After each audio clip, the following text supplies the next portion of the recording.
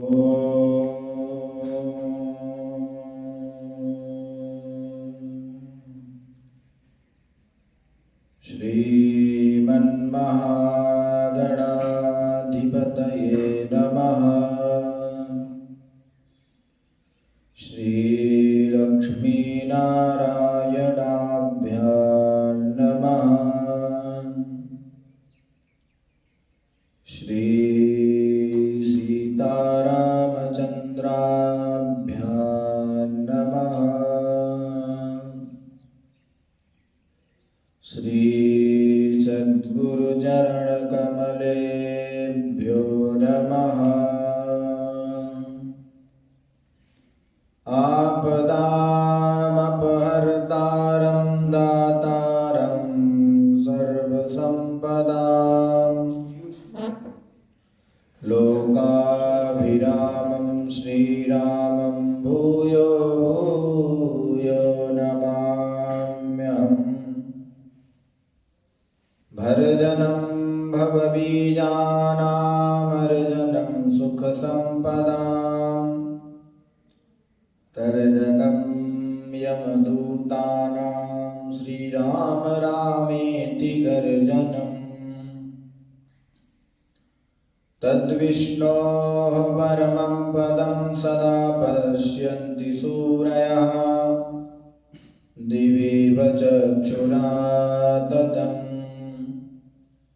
प्रह्लाद नारद पराशर पुण्डरीक व्यासाम्बरीश शुक शौनक भीष्मदाल्म्यान् रुक्माङ्गदार्जुन वसिष्ठ विभीषणादीन् पुण्यानि मान् परमभागवतान् नमामि। भक्तिं मुहुः प्रवहतां त्वयि मे प्रसंगो भूयादनन्तमहताममलाशयानां।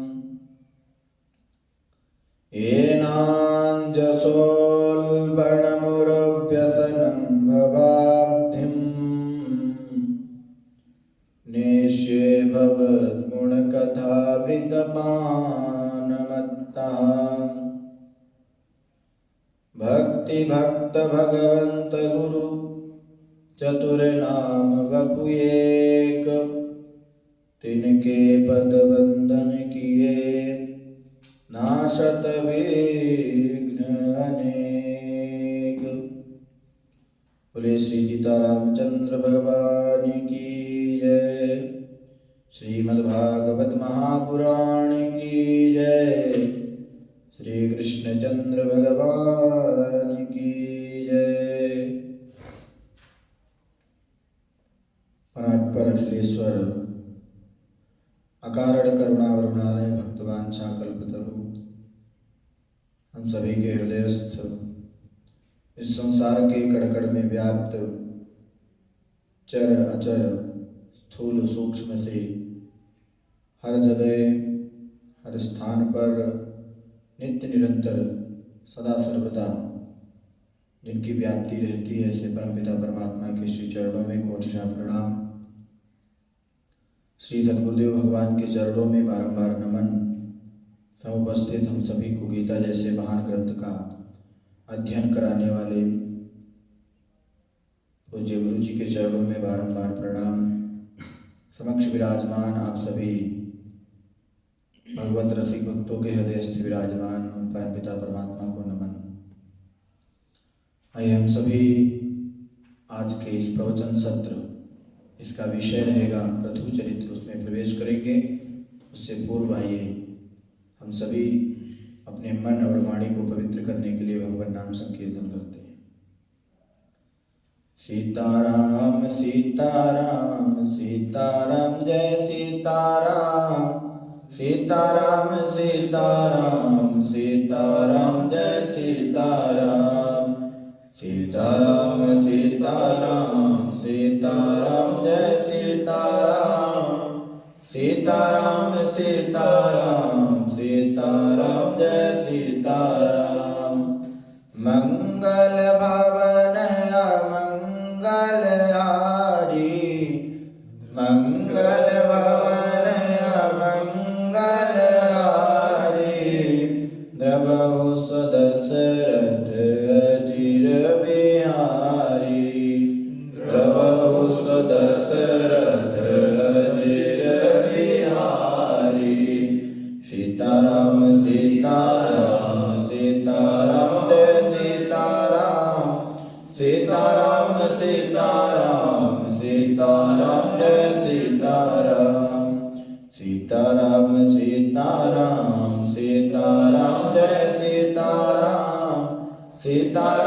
सीताराम सीताराम जय सीताराम।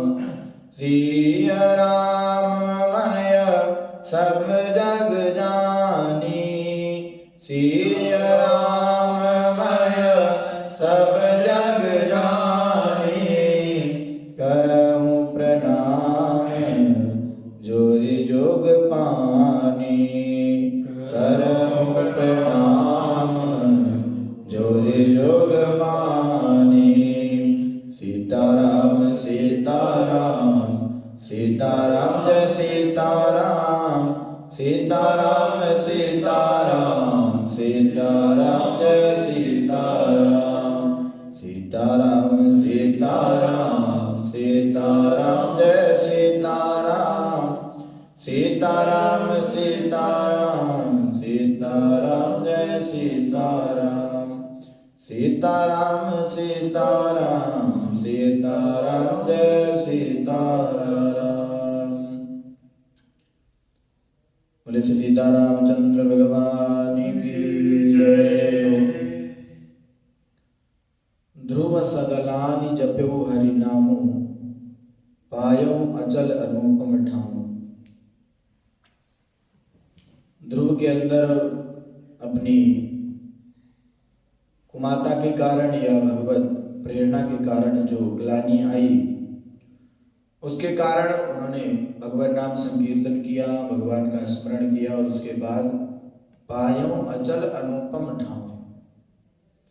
ऐसा अनुपम जिसकी उपमा नहीं की जा सकती और जो कभी चलायमान नहीं होता, ऐसा उन्होंने ध्रुव लोक प्राप्त किया। आज भी ध्रुव जी अपने ध्रुव पद पर विराजमान हैं और भगवान के प्रिय भक्तों का जब भी स्मरण होता है, भागवत भक्तों का जब स्मरण होता है, उसमें ध्रुव जी, प्रहलाद जी इत्यादि जितने भी भक्त हैं उनका नाम सर्वप्रथम आता है। ध्रुव जी ने 36,000 वर्ष तक राज्य किया। उसके बाद उनके पुत्र उत्कल को राज्य मिला। उत्कल का मन नहीं लगता था राज्य इत्यादि करने में, तो उनके छोटे भाई वत्सर को राजगद्दी मिली। वत्सर की भार्या स्वर्वीथी के पुष्पाणी से तिग्मकेतु, ईशऊर्ज, वसु, जय इत्यादि नामक 6 पुत्र हुए। इन्हीं के वंश में आगे चल करके कई पीढ़ी के बाद राजा अंग का प्रादुर्भाव हुआ। कई दिन बीत गए राज्य करते करते। इनकी पत्नी थी मृत्यु की पुत्री, जिसका नाम था सुनीता। इनके कोई संतान नहीं थी। यज्ञ करते तो यज्ञ का भाग देवता ग्रहण नहीं करते। देवताओं की कृपा से, ऋषियों की कृपा से, संत जनों की कृपा से इन्होंने एक यज्ञ किया और उस यज्ञ के पश्चात इनको एक पुत्र हुआ। परंतु महाराजा अंग जितने धर्मात्मा थे, उनकी पत्नी उतनी ही कुटिला, उतनी ही दुष्टा थी।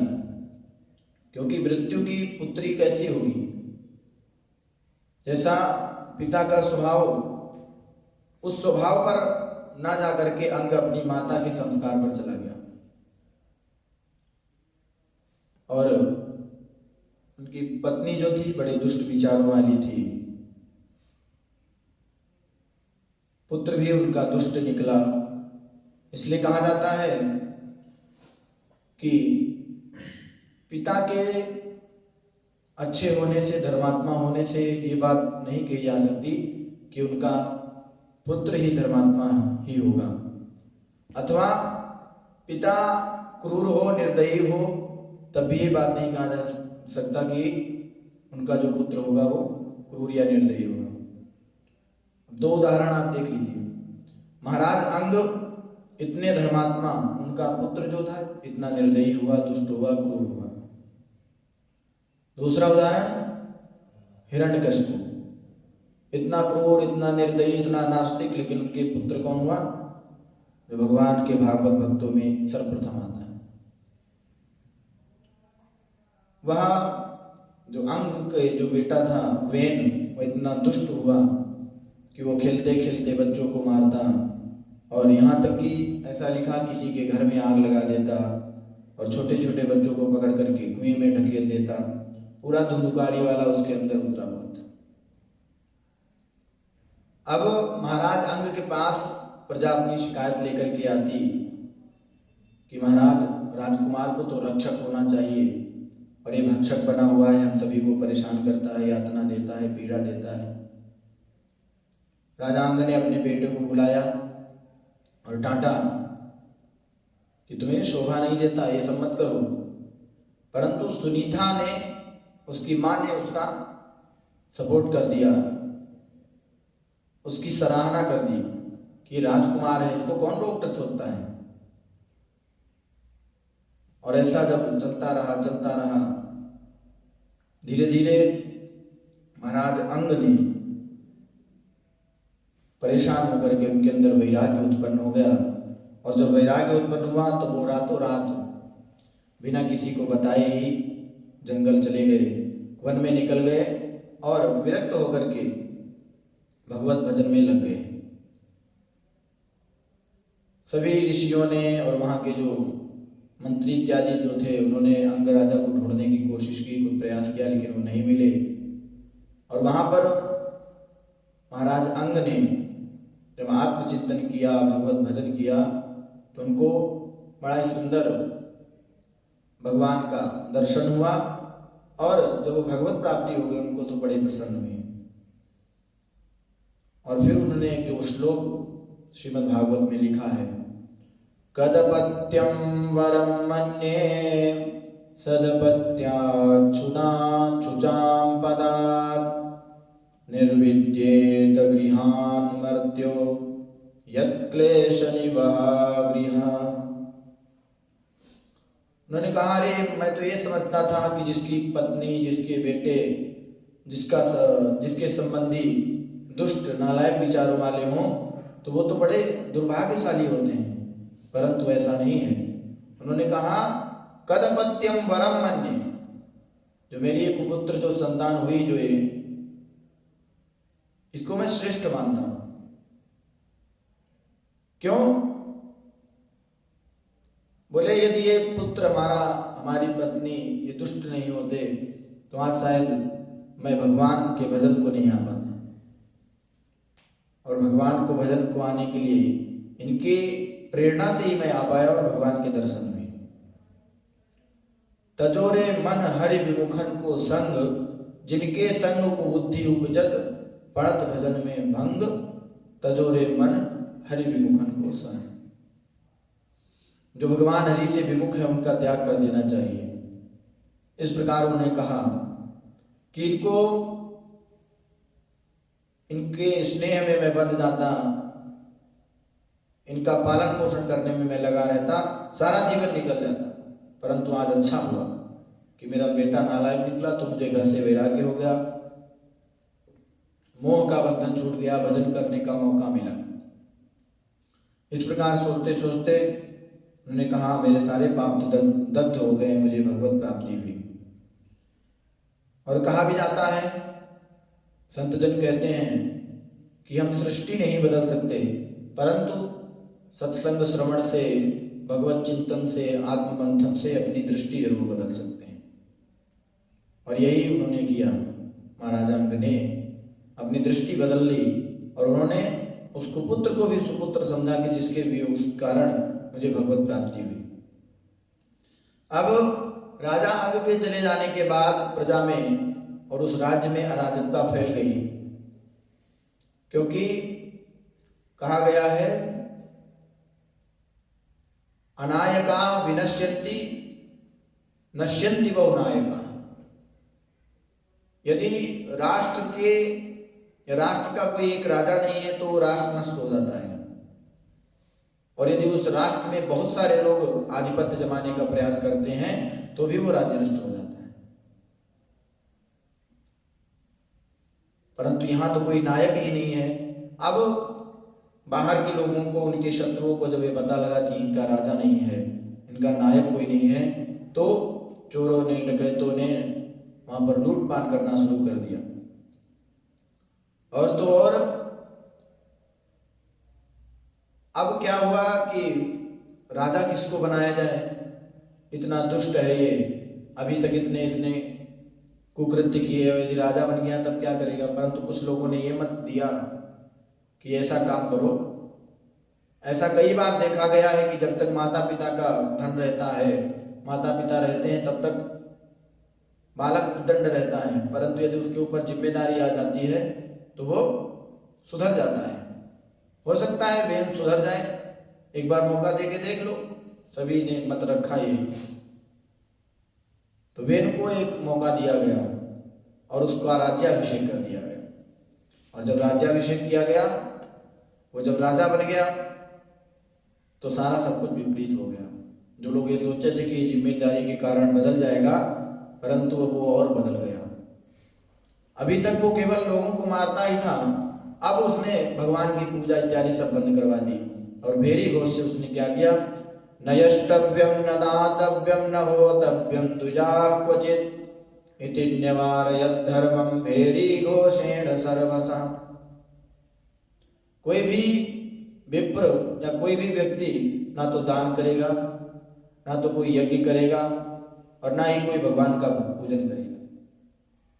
बोले किसकी पूजा कर रहे हो तुम? भगवान तो एक ही है, राजा के शरीर में सारे भगवान होते हैं, और मैं यहाँ का राजा हूँ इसलिए केवल मेरी पूजा करो। और जब ऐसा हुआ तो न तो यज्ञ अब हो रहे हैं, न कोई भगवान की पूजा हो रही है, न सत्संग हो रहे हैं, न कोई दान देता है। तो देवताओं का जो बताया गया ना कि बारिश जो होती है यज्ञ से होती है, यज्ञात् भवति पर्जन्यो और यज्ञ कर्म समर्पणम्। और जब यज्ञ नहीं हो रहे हैं तो वर्षा भी नहीं हो रही, और जब वर्षा नहीं हो रही है तो पृथ्वी ने जो भी बीज कोई डालता वो सब अपने में छुपा लेती है, अर्थात पृथ्वी बंजर पड़ गई। श्रीमद् भगवद गीता में कहा गया है, देवान भावयतानेन ते देवा भावयन्तु वः परस्परम भावयन्तः श्रेयः परम वाप्स्यथ। अनेन अर्थात अनेन यज्ञ यागेन अनुष्ठानेन इत्यादि, यदि उसके द्वारा देवताओं को हम संतुष्ट करेंगे, परस्पर भाव रखेंगे, ये समाहृत भाव रखेंगे, तो फिर वो देवता हमको वर्षा इत्यादि रूप में जो अन्न जल इत्यादि होता है वो प्राप्त करवाएंगे। परंतु जब यज्ञ ही नहीं हो रहे हैं, जब कोई सत्कर्म ही नहीं हो रहा है, तो सभी देवताओं ने या जो वर्षा के अधिपति जो थे उन्होंने वर्षा इत्यादि करना बंद कर दिया। पृथ्वी ने सारे बीज इत्यादि जो भी कुछ था सब अपने में छुपा लिया और राज्य में अकाल पड़ गया। ऋषि मुनियों को बड़ी चिंता हुई कि वेन इसके कारण तो बहुत राज्य में अकाल पड़ रहा है, अब क्या होगा। ऋषियों ने जाकर समझाया कि हो सकता है हम चले समझाने, बड़े बुजुर्ग हैं, मान जाए, पूर्वज हैं, हमारी बात ये मान जाए। सारे ऋषि मुनि जाकर के सुंदर वचनों में समझाने लगे उनको। और जब ऐसा वेन को समझाने लगे तो उसने फिर वही बताया कि आप यज्ञ आदि धर्म अनुष्ठान बंद कर दो, देवताओं का यजन बंद कर दो। क्यों? क्योंकि मैं तुम्हारा भरण पोषण कर रहा हूँ, मैं तुम्हारा पालन पोषण कर रहा हूँ, और मैं तुम्हारा स्वामी हूँ। यदि तुम किसी और देवताओं की पूजा करोगे तो ये तो उसी प्रकार हो जाएगा कि कोई पत्नी अपने पति को छोड़ करके जार पुरुष का सेवन कर रही है, जार पुरुष का वो कर रही है, आलंबन ले रही है, सहारा ले रही है। इसलिए मैं तुम्हारा राजा हूँ, मैं तुम्हारा स्वामी हूँ, मैं तुम्हारा अधिपति हूँ, अधिकारी हूँ, हमारी पूजा करो। हमारे अंदर सारे भगवान हैं और राजा हम हैं। इसीलिए यदि अब और कोई भगवान की चर्चा करी तो तुम लोगों को भी मृत्यु दंड दे दूंगा। जब ऐसा कहा तो ऋषि मुनियों को क्रोध आ गया। अभी तक तो समझा रहे थे, परंतु अब क्या किया, इत्थं व्यवसिता हन्तुं ऋषयो रूढमन्यवः निजग्नुर्हुंकृतेर्वैनं हतमच्युत निंदया। बोले यदि हम तुम्हें राजा बना सकते हैं तो हम तुम्हें राज्य छीन भी सकते हैं तुमसे। और उन्होंने हुंकार करी, हुं फट किया और वेद को समाप्त कर दिया वहीं। और भगवान का विरोध करने के कारण वो शव के समान था। अब उसके अंदर जो प्राण बचे हुए थे उनको भी निकाल दिया। और भगवान की निंदा जो करता है वो जीवित रहते हुए भी मुर्दे के समान है। गोस्वामी तुलसीदास जी ने कहा, जिन हरि भगति हृदय नहीं आनी, जीवित सब समान तेई प्राणी। श्री राम जय जय राम, श्री राम जय जय राम। जिन हरि भगत हृदय नहीं आनी, जिनके हृदय में भगवान की भक्ति नहीं है और भगवान की निंदा करते हैं, कोई भी भगवान हो, क्योंकि तत्व सब एक ही है। आकाशात पतितम तोयम यथा गच्छति सागरम, सर्वदेव नमस्कारान केशवम पदि गच्छति। सभी देवताओं को किया हुआ नमस्कार जिस केवल उन हरि भगवान के चरणों में जाता है, उन नारायण के चरणों में जाता है।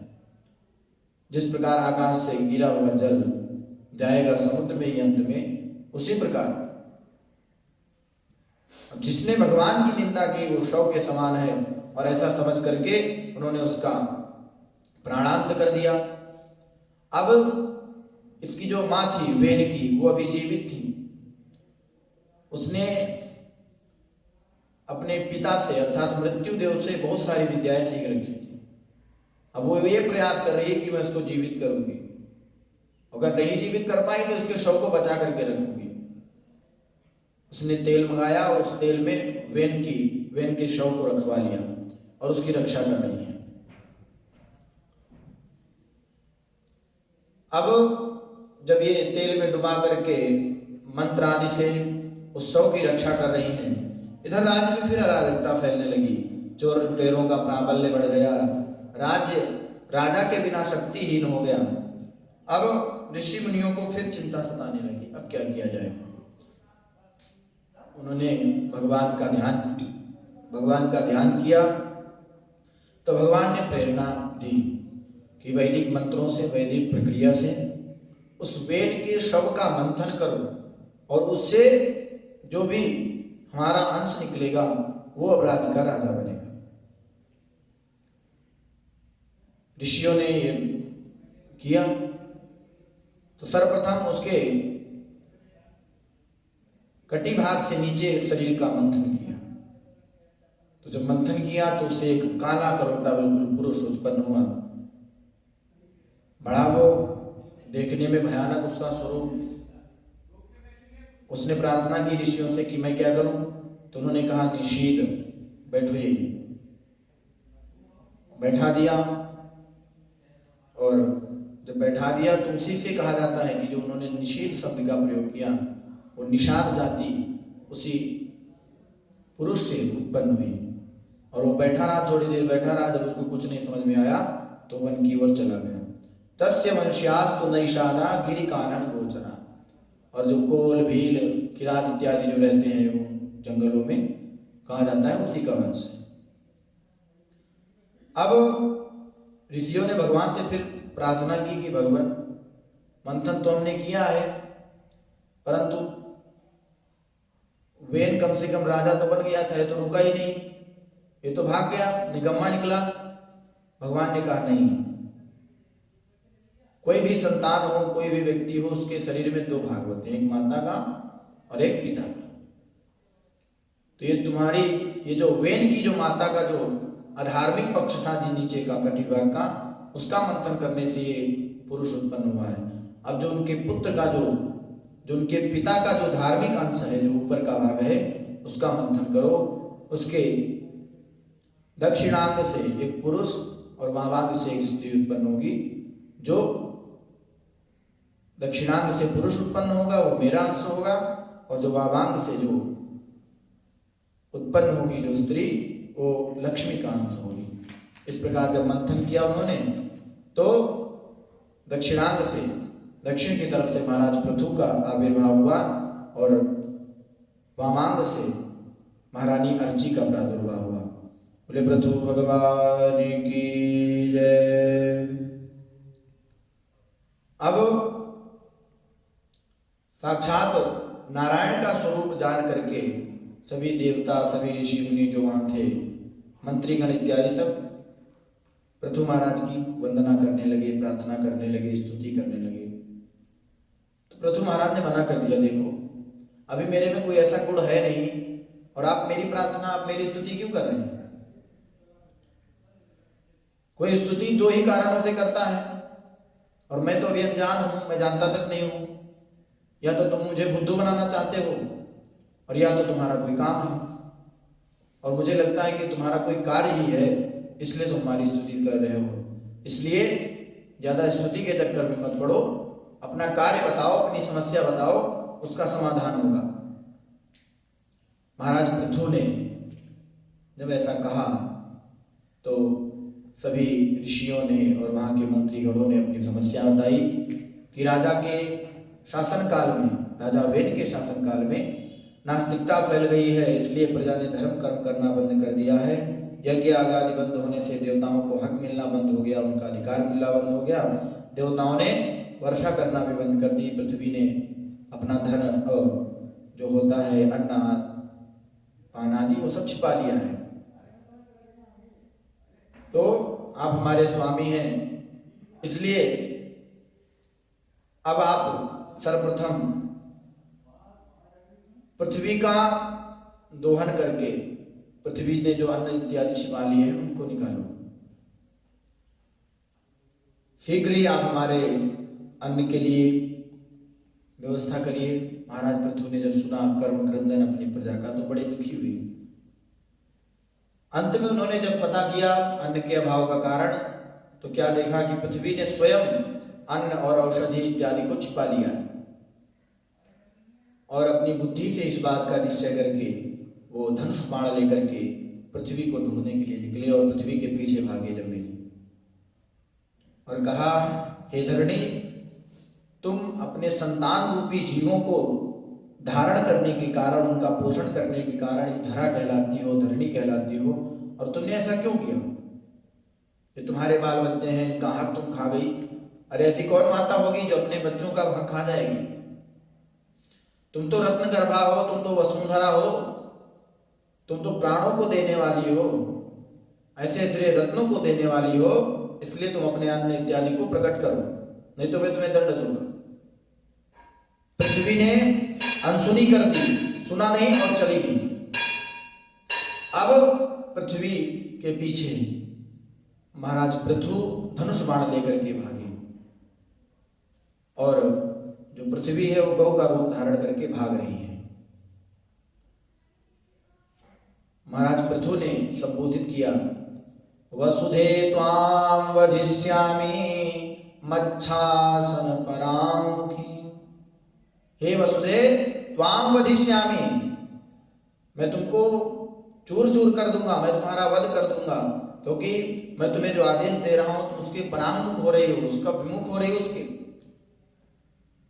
महाराज पृथु के इस क्रोध को देख करके पृथ्वी मैया घबरा गई और जब देखा कि पृथ्वी का पीछा महाराज पृथु नहीं छोड़ रहे हैं, तब शरणागत हो गई और कहने लगी, हे भगवान, आप तो साक्षात भगवत अवतार हैं, आपकी शरण में मैं हूं। और धर्मात्मा जन कभी भी कोई स्त्री पर या कोई अबला पर शस्त्र नहीं चलाते हैं और मैं तो शरणागत हूं।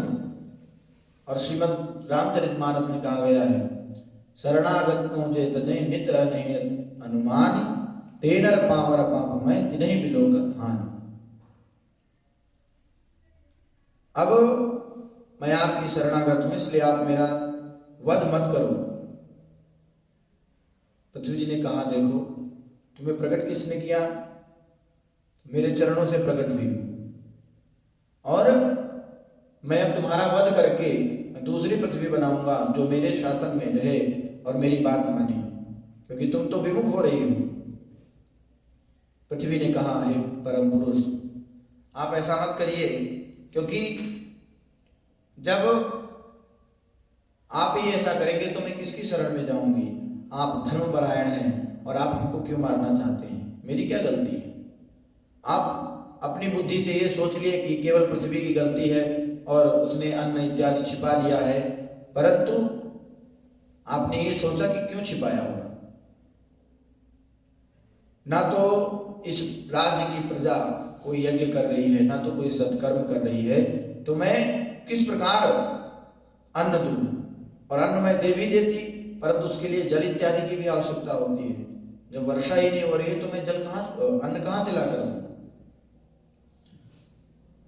यहाँ की प्रजाओं ने, यहाँ के राजा ने मेरा पालन करना, आदर करना छोड़ दिया। और कहा जाता है कि बच्चा जब अबोध होता है, और ऐसा देखा भी गया है, होता भी है, तो माता अपना स्तनपान कराती रहती है। परंतु यदि माता वृद्ध हो जाए तो पुत्रों का भी यही अधिकार है, एक कर्तव्य है कि अपनी माता की सेवा करें।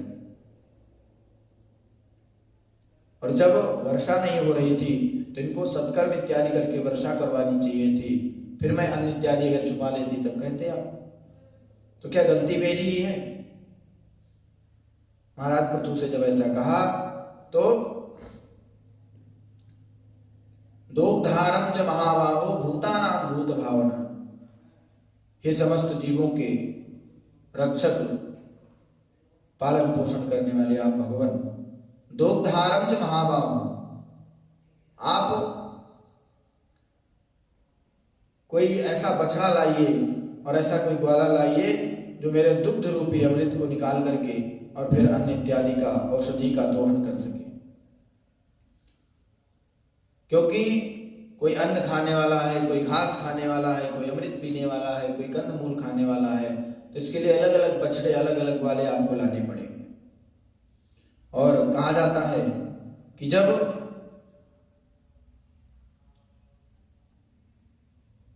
जिस प्रकार हम फसलें बोते हैं, अगर हम गन्ना बो रहे हैं, हमने गन्ने की खेती शुरू की और उसमें हमने नींबू भी लगा दिया, तो गन्ना अपनी मिठास उस पृथ्वी से अपना खींचेगा और नींबू अपने जो उसका जो अमल, जो स्वाद है, जो उसका खट्टापन है, वो पृथ्वी से खुद ले लेगा। इसी प्रकार आप कोई योग्य बछड़ा लाइए और योग्य ग्वाला लाइए, जिनको जिस चीज़ की जरूरत है वो मेरे दुग्ध रूपी अमृत से निकालें और फिर वो ले जाएं। और जैसा पात्र रहेगा वैसा मैं दूंगी। क्योंकि सीप गयो मोती भयो, कदली भयो कपूर, अहिमुख गयो तो विष भयो, संगत को फल सुओ। वही स्वाति नक्षत्र का जल सीप के मुख में जाता है तो मोती बन जाता है, और सर्प के मुख में जाता है विष बन जाता है। इसलिए जैसा पात्र होगा वैसा ही मैं औषधियाँ इत्यादि जो दुग्ध रूप में है वो दूंगी। जिस प्रकार दही यदि हम दूध से जमाते हैं और उसको चाहे घड़े में जमाएं, मिट्टी के पात्र में, कांच के पात्र में जमाएं, परंतु यदि तांबे के पात्र में जमाएं तो वो जहर बन जाता है। इसलिए योग्य पात्र आप लाइए और मैं आपको सब कुछ प्रदान करूंगी और सबकी भूखमरी दूर होगी। प्रजा में जो ये भूखमरी फैली हुई है ये आपके इस प्रयास से दूर होगी। पृथु जी ने पृथ्वी की ये प्रिय और हितकारी सलाह मान करके सभी मुखिया लोगों को बछड़ा बना करके उनको प्रकल्पित करके बुलाया। मानव समाज के बछड़ा बने स्वयंभू मनु जी महाराज। इन्होंने अपने हाथ से समस्त धान्यों को धो लिया। ऋषियों की तरफ से देवगुरु बृहस्पति जी बछड़े बने और उन्होंने वेद रूपी पवित्र दुग्ध को दुआ। दैत्य समाज के मुख्य बछड़ा बने महाराज प्रहलाद जी। इन्होंने जितनी भी तामसी चीजें थी, मदिरा इत्यादि, उनका दोहन किया। नागों के समाज श्री वासुदेव जी को पकड़ा गया, उन्होंने विष का निकाला अपने पान करने के लिए, इत्यादि इत्यादि सभी मुख्य लोगों को बना करके और फिर औषधियों का दोहन किया गया। पृथु जी ने तत्त पात्रों में सभी औषधियों का अन्न आदि का दोहन किया और जब सबको खुराक मिल गई तो उन्होंने सोचा कि अब ये प्रजा का कल्याण तो हो गया, अब आत्म कल्याण भी होना चाहिए, क्योंकि बिनु पानी भोजन बिना ये उदर मचावे क्रांति और बिना भजन सत्संग के मिले न मन को शांति। उन्होंने ऐसा जब मन में सोचा तब पृथु जी ने अपने प्रजा के पालन पोषण के लिए उन्होंने सोचा कि जब मैं प्रजा का पालन पोषण करूंगा तो उससे मेरा भी कल्याण होगा, भगवान भी प्रसन्न होंगे। और उन्होंने फिर समस्त पृथ्वी को बराबर किया, नगर इत्यादि बसाए, ग्राम इत्यादि बसाए और पृथ्वी को समतल किया।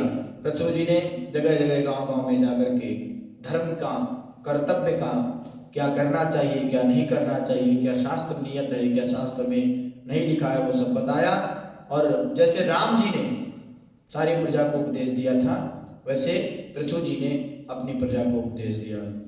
एक बार रघुनाथ बुलाए गुरु द्विज पुरवासी सब आए। रघुनाथ जी ने बुलाया तो उसमें ऐसा नहीं हुआ कि केवल प्रजा लोग आए, गोस्वामी तुलसीदास जी ने लिखा गुरु द्विज पुरवासी सब आए। उस अवध के उस क्षेत्र के वासी तो आए, साथ में उनके गुरु और उनके वहाँ जो भी ब्राह्मण थे सभी आए। क्यों? क्योंकि वो जानते हैं ये जो इनका उपदेश हमें मिलेगा उससे हमारा निश्चित ही कल्याण। अब सभी को उपदेश दिया और महाराज पृथु ने फिर अश्वमेध यज्ञ करना प्रारंभ किया। 99 अश्वमेध यज्ञ हो गए और जब 100वां पूरा होने लगा, पूर्ण होने की स्थिति में आया तो अब इंद्र घबरा गया। इंद्र को उस समय के इंद्र को ये लगा कि ये केवल इंद्रासन पाने के लिए सब कुछ कर रहे हैं और उसने उस 100वें अश्वमेध यज्ञ के अश्व को चुरा लिया। और चुराया कैसे? एक संत का, एक साधु का वेश बन करके, वेश धर करके उस अश्व को चुराया। पृथु जी महाराज उस समय संकल्पित वहां थे, बंधे हुए थे, इसलिए वो नहीं जा सकते थे। तो उन्होंने अपने पुत्र को भेजा। तो उस पुत्र ने देखा कि कोई साधु है लेकर के जा रहा है, तो उन्होंने धनुष बाण संधान नहीं किया और उनसे उन साधु रूप जो इंद्र थे उनसे वो घोड़ा लेकर के आए और उसका नाम विजिताश्व रखा गया। इंद्र मानने वाला कहाँ है? फिर जब यज्ञ प्रारंभ हुआ बार बार घोड़ा चुरा करके ले जाते और अपनी आदत से लाचार होकर के इंद्र ने घोड़ा चुराने की जो प्रक्रिया थी बार बार अपनाई। यहाँ तक कि अंत में जाकर के ये किया कि पूरा धुंध कर दिया, पूरा अंधकार फैला दिया, यज्ञ ही न कर पाए। अब पृथु महाराज ने वहाँ जो मुख्य जो वहाँ के यज्ञ करवाने वाले थे महाराज महर्षि अत्रि, उनको ये उनसे निवेदन किया कि भगवान आप अपने वैदिक मंत्रों के प्रभाव से इस इंद्र को और इसके इंद्रासन को भस्म कर दो। जब ऐसा करने जा रहे थे महाराज, पृथु के आदेश से वहाँ के जो भी द्विज और जो यज्ञ के याजक इत्यादि थे तो भगवान ब्रह्मा वहाँ पर उत्पन्न हुए, उनका आविर्भाव हुआ। उन्होंने कहा कि आप ये सब किस लिए कर रहे हो? तो पृथु महाराज ने कहा कि मैं अपनी प्रजा के पालन के लिए कर रहा हूँ। उन्होंने कहा प्रजा का पालन तो ऐसे ही हो गया है, 99 अश्वमेध यज्ञ कर दिए तुमने, सारे धर्मों का उपदेश दे दिया, परंतु अब ऐसा मत करो। और ये इंद्र ये अब कुछ नहीं करेगा, इसलिए तुम अब यज्ञ को यहीं बंद कर दो। और जब यज्ञ को बंद कर दोगे तो तुमसे जो यज्ञ तुमने किए हैं उससे भगवान प्रसन्न भी हैं। अब इधर इंद्र को गलानी हुई, इंद्र वहां से चला गया और महाराज पृथु की यज्ञशाला में भगवान यज्ञेश्वर नारायण का प्रादुर्भाव हुआ। भगवान अपि वैकुंठः साकं भगवता विभु यज्ञैर्यज्ञपतिस्तुष्टो यज्ञभुक्तमभाषत। 99 यज्ञों से यज्ञ भगवान बहुत प्रसन्न हुए और भगवान ने प्रकट होकर के कहा कि राजन, तुम्हारे 100 अश्वमेध यज्ञ पूरे करने के जो संकल्प में इंद्र ने विघ्न डाला है, उस संकल्प में जो भी विघ्न पड़ा है वो बहुत लज्जित है, उसे क्षमा कर दो, तुमसे क्षमा चाहते हैं। और देखिए, जो श्रेष्ठ जो बुद्धि वाले लोग होते हैं, जो महान महापुरुष होते हैं, वो तुरंत क्षमा कर देते हैं। महाराज पृथु ने इंद्र को क्षमा कर दिया और फिर उन्होंने भगवान की स्तुति की। वरान विभो वरदेश्वराद्भुता कथं व्रणीते गुणविक्रियात्मना येनार्काणामपि सन्ति देहिनां तानीश कैवल्यपते वृणेन च। हे प्रभु, आप वर देने में समर्थ हैं, सभी को, देवताओं को, ऋषियों को, महात्माओं को भी वर देने वाले हैं। और चींटी से लेकर के हाथी तक जो कुछ भी है इस संसार में, जर अचर जो दिखाई पड़ रहा है, सब नश्वर है, पतन की ओर ले जाने वाले हैं। परंतु मैं एक चीज आपसे मांगना चाहता हूं। बोले, क्या मांगना चाहते हो? उन्होंने कहा कि मैं कोई राज्य नहीं मांगना चाहता, कोई भोग विलास की सामग्री नहीं मांगना चाहता, ऐश्वर्य नहीं मांगना चाहता, परंतु मेरे पास इतने कान हो जाएं कि मैं आपकी कथा को सुनते सुनते कभी थकूं ना। पृथु महाराज ने ऐसा वर मांगा। उन्होंने कहा, हमें 1000 कान दे दो। अर्थात 1000 कान मतलब कि भगवान की कथा सुनते सुनते कभी थके ना। जब भी भगवान की कथा सुने तो उनको एक नित्य नूतन चीज उनको मिले। और जब ऐसा मांगा उन्होंने, और श्री गोस्वामी तुलसीदास जी ने भी लिखा है, क्या कहा?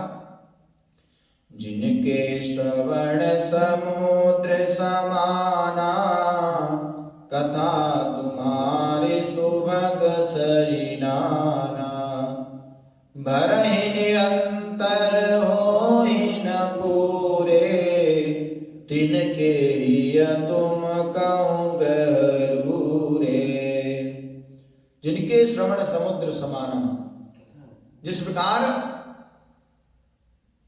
समुद्र में चाहे जितनी भी नदियां चली जाएं, चाहे जितना भी जल चला जाए, वो कभी मना नहीं करता, उसी प्रकार हमारे कान जो हैं वो समुद्र बन जाए और आपकी जो कथा रूपी जो नदियां हैं, सरिता हैं, वो नित्य निरंतर हमारे कानों में आती रहे। और भरई निरंतर होई न पूरे, कभी जो पूर्ण नहीं होते, भगवान की कथा से कभी हटते नहीं है, उनके हृदय में भगवान श्री सीताराम जी विराजमान होते हैं। और भगवान ने उनको ये वर दिया कि आप खूब कथा सुनिए। और फिर इस प्रकार पृथु जी को भक्ति का वरदान देकर के सबको देखते देखते ही अच्युत भगवान धीरे धीरे अपने धाम को चले गए। अब राजा पृथु भी अपने राजधानी में आए। उस समय महाराज पृथु का सभी नगरवासियों ने, राज्यवासियों ने बड़ा स्वागत किया, नगर को सजाया। और फिर महाराज पृथु ने अपने प्रजाजनों को उपदेश दिया और कहा कि आपका कल्याण हो। और कहा भी जाता है कि पुण्य पुंज बिनु मिलई न संता, सत्संगति संस्कृति कर अंता। बिना पुण्य के हमारे सत्संगति नहीं मिलती है। सत्संगति अर्थात जो महाराज पृथु का, भगवान पृथु का जो उपदेश प्रजाजनों को प्राप्त हुआ, वो उनके पुण्यों का प्रताप था जो उनको मिला। और सत्संगति संस्कृति कर अंता, ये जो सत्संगति है, ये हमारे आने जाने का जो कारण है उसको नष्ट कर देती है। और फिर वहां पर सनकादि ऋषि आए, उन्होंने पृथु महाराज को उपदेश दिया और पृथु महाराज को उपदेश देकर के वो चले गए। अब राजा पृथु अपने समय के अनुसार, देश के अनुसार, बल के अनुसार, अपने पराक्रम के अनुसार अपने कर्तव्यों का पालन करते हुए और अगणित उदार कर्म करते हुए पृथ्वी पर शासन किया। और राजा पृथु जो थे वो बड़े ही धर्मात्मा थे, क्योंकि जो भगवान का अंश है, जिसको भगवान ने स्वयं, जो भगवान के कहने से उत्पन्न हुआ है, उसके अंदर क्या ही अवगुण होगा। उनके अंदर ना तो कोई आनता थी, ना तो कोई ममता थी, बिल्कुल अनासक्त होकर के घर में रहते थे, धर्मपूर्वक राज्य करते थे। और कुछ दिनों बाद वानप्रस्थ आश्रम के अनुसार तपस्या की, भगवान की आराधना की और अंत में भगवान का चिंतन करते हुए शुद्ध ब्रह्म में स्थित हो गए और अपनी लीला का संवरण किया। अब इस पृथु चरित्र के महिमा में श्री सुखदेव जी ने कहा, अनुदिनमिदमादरेण शृण्वन् पृथु चरितम प्रथयन् विमुक्त संगा भगवती भव सिंधुपोतपादे सच निपुणाम लभते रतिम मनुष्य। जो महाराज पृथु के इस चरित्र को नित्य निरंतर आदर पूर्वक प्रतिदिन श्रवण करते हैं, वे प्राणी सभी प्रकार की ममता इत्यादि से, सभी प्रकार की आसक्ति से छूट करके और भव सागर से पार करने के लिए भगवत रूपी चरणारविंद जो जहाज है उसमें बैठ करके सुगमता से पार हो जाते हैं। किस प्रकार? बोले जिस प्रकार कोई गाय के बछड़े के खुर से बना हुआ गड्ढा होता है, उसको कोई व्यक्ति अनायास ही पार कर जाता है, उसी प्रकार जो महाराज पृथु के द्वारा बताए उपदेशों का पालन करता है और उनको सुनता है और भगवान के कथाओं में जिसकी रति होती है, वो इस संसार को उसी प्रकार पार कर जाता है। और जो महाराज पृथु के चरित्र को सुनता है, उसके अंदर भगवान के प्रति अनुराग भी उत्पन्न होता है। अब इधर सुखदेव जी कहते हैं, राजा परीक्षित, अब पृथु जी के जो पुत्र हुए इनके नाम तो इनका विद्युतासु था, लेकिन आगे चलकर लोगों ने उन्हें अंतर्धान कहना प्रारंभ कर दिया, क्योंकि इंद्र से मैत्री हो गई थी विद्युतासु की और उनसे ये प्रक्रिया उन्होंने अंतर्धान होने की सीख ली, इसलिए इनका नाम अंतर्धान रखा। इनके पुत्र हुए हविर्धानी के गर्भ से 6 पुत्र और हुए, और फिर उनके 6 पुत्र जो हुए, बर्हिषद, गय, शुक्ल, कृष्ण, सत्य और जितव्रत, उनमें से जो बर्हिषद हैं, यही आगे चल करके प्राचीन बर्ही के नाम से विख्यात होते हैं। वो जहां जहां यज्ञ करते थे वहां वहां कुश बिछाते जाते थे और इतना यज्ञ किया कि पूरी जो पृथ्वी थी वो उनकी बिछाई हुई कुशा से पट गई। अब वो कहीं भी यज्ञ नहीं कर सकते थे जहां कहीं देखे नया यज्ञ कर सके। इतने यज्ञ करने के बाद इनके धर्म की उज्जवल जो रेखा थी उसमें एक दाग था। क्या था? बोले यज्ञ करते थे परंतु यज्ञ में पशुओं की बलि देते थे, और पशुओं की बलि देते थे, पशु हत्या करते थे, तो यज्ञ इनका जो था वो सफल नहीं हुआ। जितने यज्ञ किए लेकिन इनके यज्ञ सफल नहीं हुए। एक दिन नारद जी महाराज निकले वहां से, भगवान की प्रेरणा से देखा, और प्राचीन बरही बड़े परेशान थे। उनको दिखाया नारद जी ने ऊपर की ओर, तो वो जो पशु जो जितने पशुओं की बलि दी थी वो सब प्राचीन बरही को बुला रहे थे। नारद जी ने बताया कि देखो ये तुम्हें बुला रहे हैं। और आगे फिर महाराज प्राचीन बरही को भगवान नारद जी ने पुरंजन और पुरंजनी का उपाख्यान सुनाया। हम सभी अगले सत्र में सुनेंगे। आइए भगवान नाम संकीर्तन करते हुए आज के सत्र को विराम करते हैं। श्री कृष्ण गोविंद हरे मुरारे, हे नाथ नारायण वासुदेव। श्री कृष्ण गोविंद हरे मुरारे, हे नाथ नारायण वासुदेव। हे नाथ नारायण वासुदेव, हे नाथ नारायण वासुदेव, हे नाथ नारायण वासुदेव, हे नाथ नारायण वासुदेव। श्री कृष्ण गोविंद हरे मुरारे, हे नाथ नारायण